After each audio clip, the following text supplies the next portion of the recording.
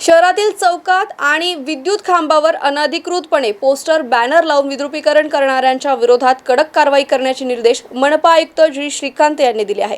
स्वच्छ सुंदर शहर ठेवण्यासाठी नियोजित मनपा अधिकारी, सामाजिक राजकीय क्षेत्रातील प्रतिनिधी यांच्या बैठकीत ते बोलत होते।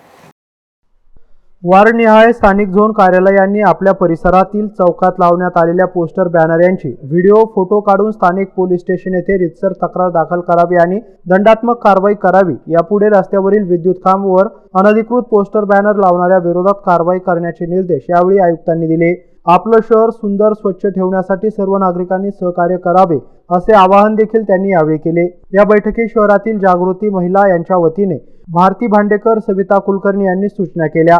शहर स्तर विद्रुपीकरण करणाऱ्यांवर आळा बसवण्यासाठी विशेष टास्क फोर्स उभारण्यात यावी। वार्डनिहाय पोलीस, महानगरपालिका आणि नागरिक आणि महिला यांची समिती गठन करण्यात यावी आणि बॅनर बनवणाऱ्या ऑफसेट मालक विरोधात सुद्धा कठोर कारवाई आणि दंडात्मक कारवाई करावी आणि पोस्टर बॅनर लावण्यासाठी विशेष मुदत देण्यात याव्या यासह विविध सूचना यावेळी जागृती मंचच्या वतीने करण्यात आल्या।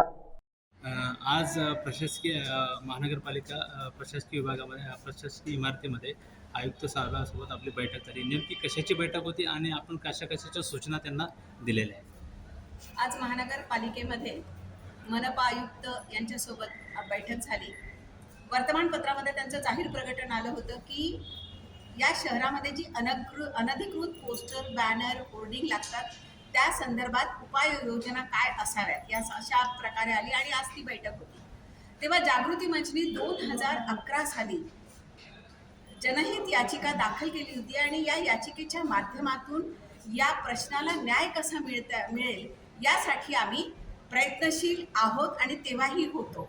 यामध्ये काही सूचना आम्ही त्यांना दिलेल्या आहेत। यामध्ये पहिली सूचना अशी आहे की हे शहर हे शहर आहे, इथे पर्यटनासाठी लोक येतात आणि यामुळे यासाठी वेगळे नियम आहेत। म्हणजे एखादं शहर जर पर्यटन शहर म्हणून त्याची ओळख असेल जगामध्ये तर त्यासाठी वेगळे नियम असतात आणि त्या नियमाला अनुसरून आम्ही अशा सूचना केल्या की एक स्वतंत्र टास्क फोर्स या कामासाठी असायला पाहिजे की जिथे हे अनधिकृत पोस्टर, बॅनर लागत असतील त्यासाठी स्वतंत्र टास्क फोर्स नेमावा महानगरपालिकेने।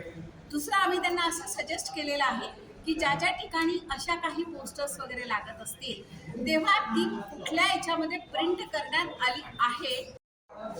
ओके ताई,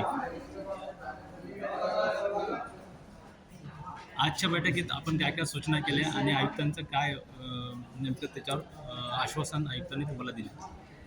आज आम्ही ज्या बैठकीला आलो होतो की 2011ला आमच्या ज्या संस्था जागृती मंचाच्या वतीने आम्ही जनहित याचिका दाखल केली होती त्याची पिटिशन होती आणि त्या पिटिशनच्या ज्यांनी आता हे शहर स्वच्छ शहर असावं, सुंदर शहर असावं असं वाटतं त्यांना सगळ्यांना आयुक्तांनी बोलवलं।